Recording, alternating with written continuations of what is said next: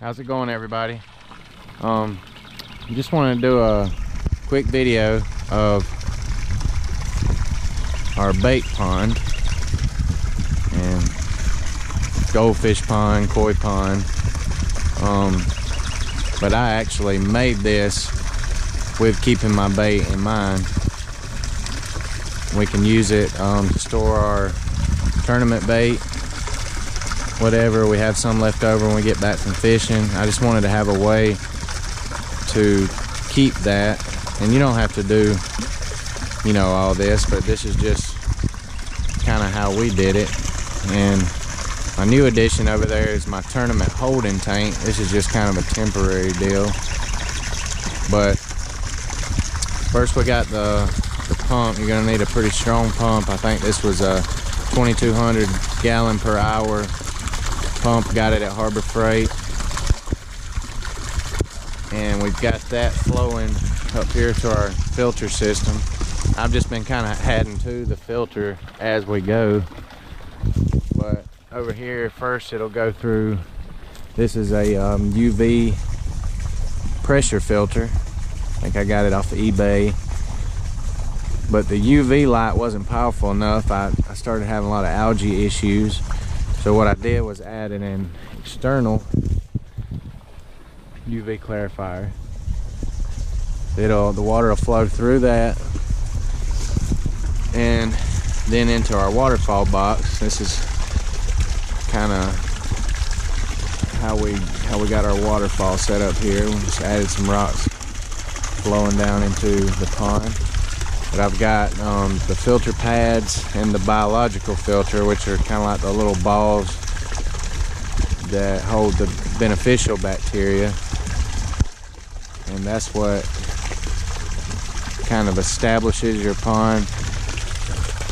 Once you get that going, you'll need to, when you first start it up, you'll have to add some sort of bacteria, you know, just as you would any aquarium. I'm going to talk about my holding tank over here. My wife kind of mad at me about this one. It's kind of an eyesore now. This is just temporary, but I just again went to Harbor Freight, got a little, I think I paid like 15 bucks for I think a 200 gallon per hour pump, and I've got fresh pond water circulating.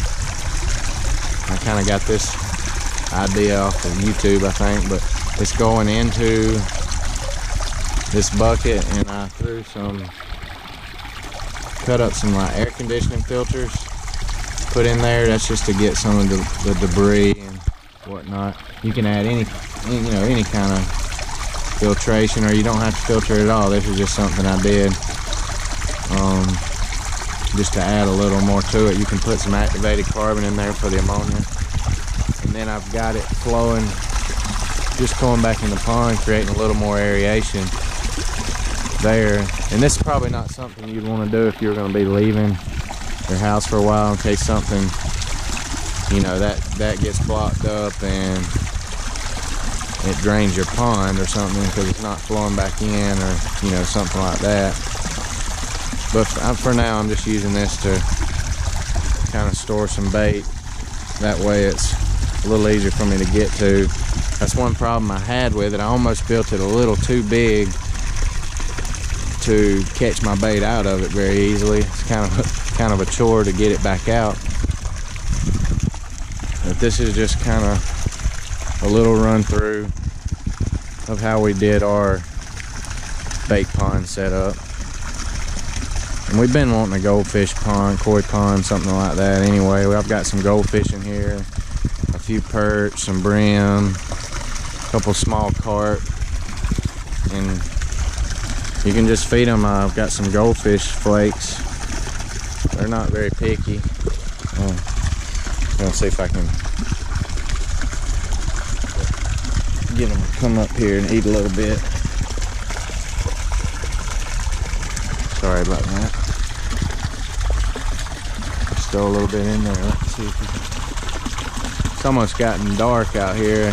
Kind of hard to see, but you see them coming up there and eating it. There's one of my goldfish. I've had this pond for almost 2 years. Those are one of the original. We put some goldfish in there.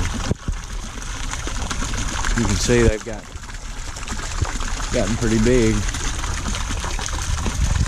Anyway, check us out on YouTube. Give us a like. We're gonna try to do some more videos showing some information on how we keep our bait. For all you catfishing guys out there, maybe if you have any advice or any kind of comments or questions, just put that there in the comment section. Thanks for watching.